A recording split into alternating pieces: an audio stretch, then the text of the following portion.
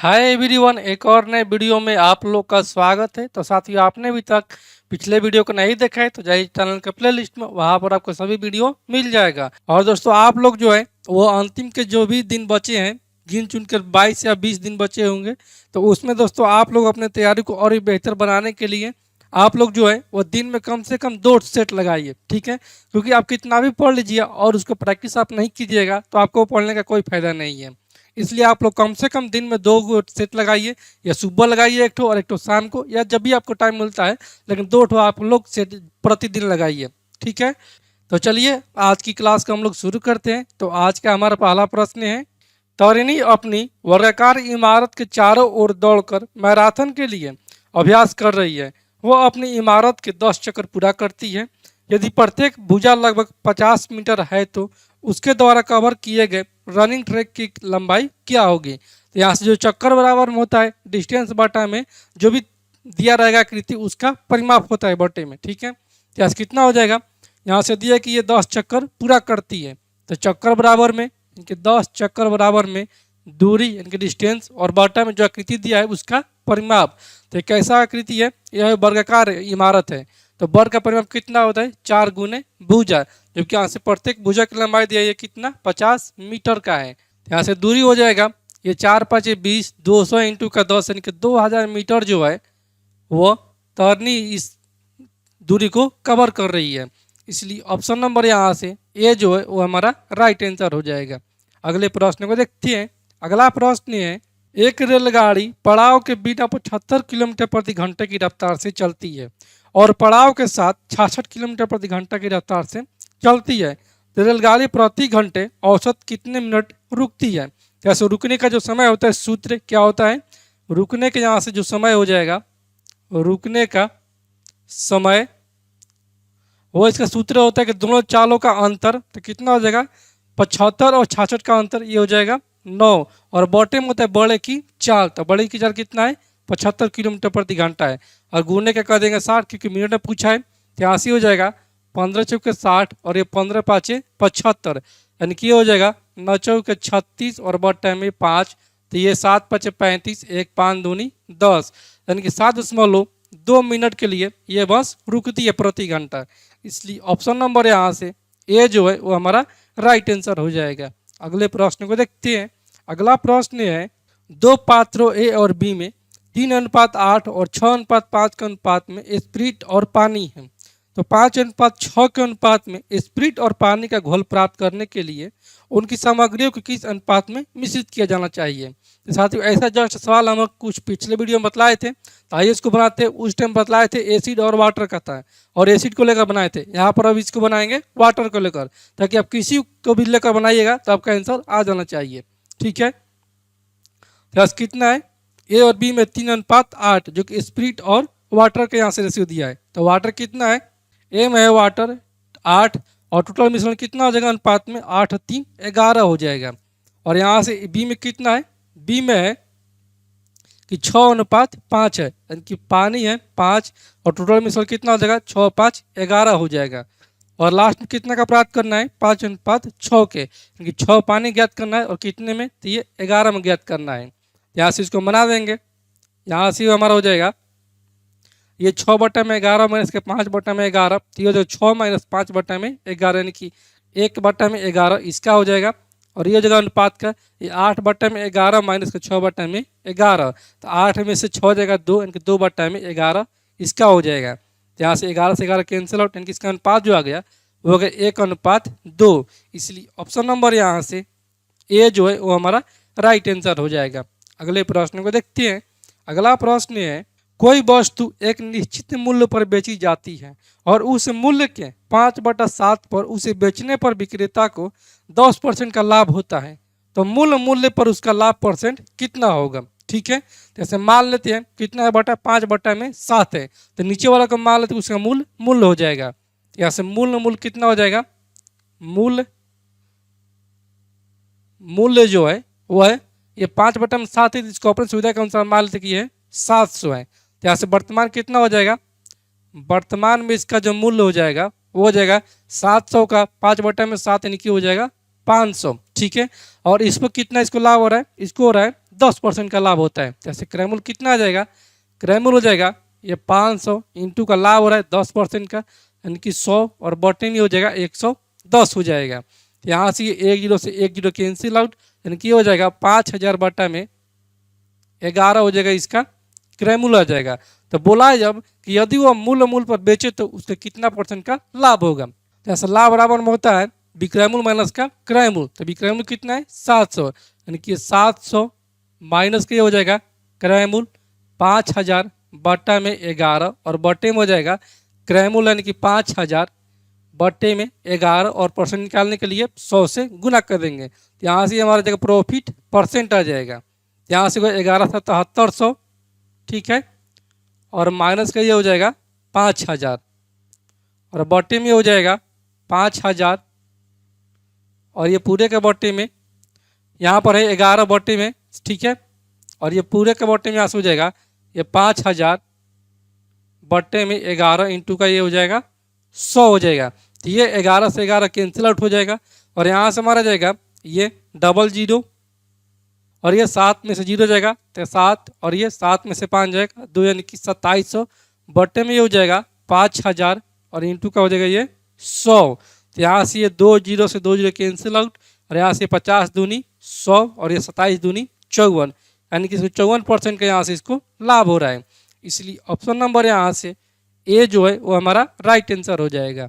अगले प्रश्न को देखते हैं। अगला प्रश्न है किसी परीक्षा में उत्तीर्ण होने के लिए यानी कि पास होने के लिए टोनी को न्यूनतम 40% अंक की आवश्यकता है, ठीक है, लेकिन उसे 120 अंक प्राप्त होता है और 30 अंकों से वो फेल हो जाता है। तो पूर्णांक ज्ञात कीजिए।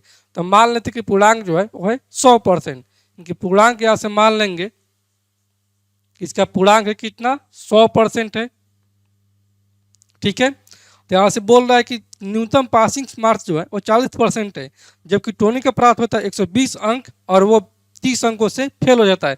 यानी कि अगर 30 अंक उस टोनी को दे देते 120 में से तो वो न्यूनतम पासिंग मार्क्स ला देता है। यानी कि 40% का मान कितना हो जाएगा, 40% का मान हो जाएगा ये 120 लाया है और 30 अंकों से फेल हो गया है। तो ऐसे हो जाएगा 40% बराबर में ये 150 हो जाएगा। यहाँ से 1 जीरो से 1 जीरो कैंसिल आउट, 1% का मान यहाँ से हमारा जाएगा ये 15 बटा में 4। तो कितना पूर्णांक मान है 100 मान है। तो 100 बराबर कितना हो जाएगा, 100 बराबर यहाँ से ये हो जाएगा ये 15 बटा में 4 इंटू का ये हो जाएगा 100। यहाँ से 25 चौके 100, 25 5 125, 12 25 और 12 37, इनके 375 जो है वो इसका टोटल पूर्णांक है।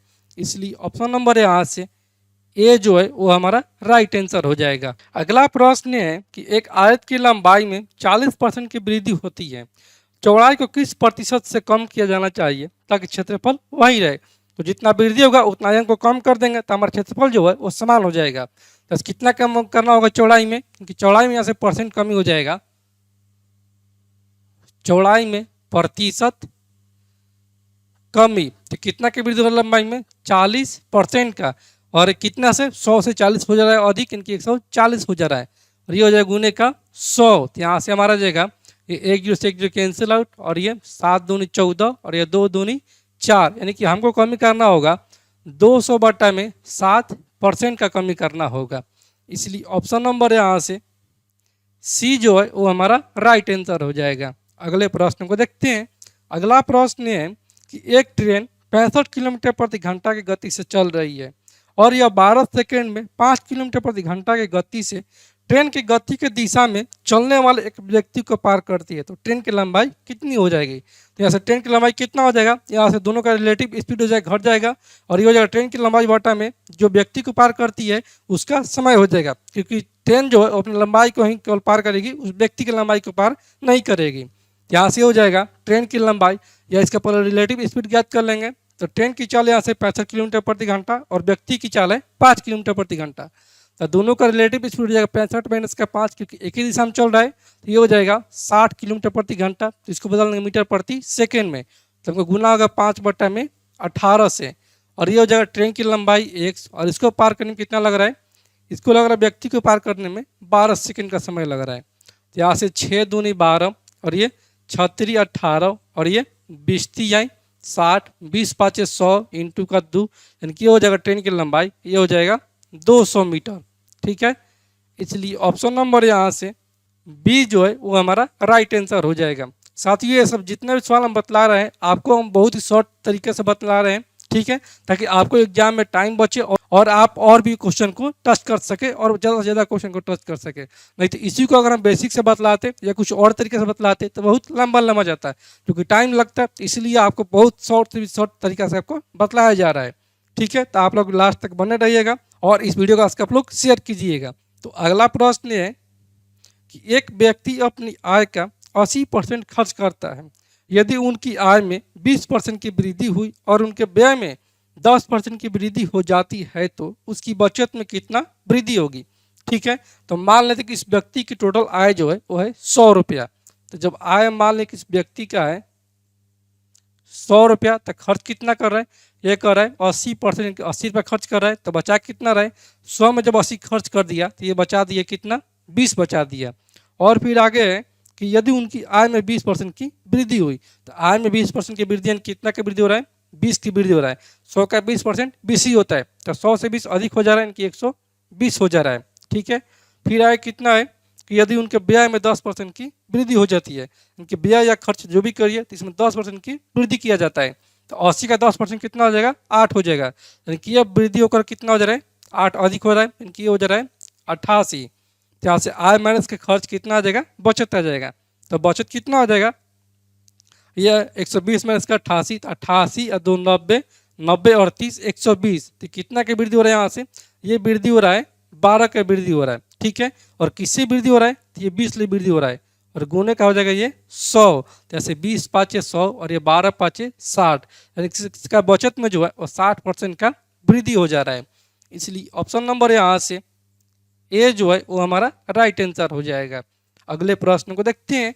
अगला प्रश्न है कि एक व्यक्ति ने 17,600 रुपये आंशिक रूप से 6% प्रति वर्ष की दर पर और शेष 5% प्रति वर्ष की दर पर 2 साल के लिए साधारण ब्याज पर निवेश किया। यदि दोनों योजनाओं पर ब्याज बराबर है तो उन्होंने 6% प्रति वर्ष पर कितना पैसा निवेश किया। ठीक है, ऐसे दोनों कंडीशन में जो है वो ब्याज बराबर है, तो मान लेते कि 6% पर जो राशि खर्च किया है वो एक्स किया है, तो 6% पर राशि खर्च किया गया जो है वह 100 रुपया, तो कितना हो जाएगा इसका ब्याज ये 6% प्रति वर्ष की दर से और 2 साल के लिए साधारण ब्याज पर निवेश कर रहे हैं। यहाँ से हो जाएगा ऐसे ही बराबर में होता है PRT बटा में 100, तो P है यहाँ से मान कि एक्स और रेट कितना है 6% और ये टाइम 2 वर्ष है और बटे में हो जाएगा 100 और ये बराबर है किसके ये अगले जो 5% पर निवेश किया जाए राशि उसके बराबर है।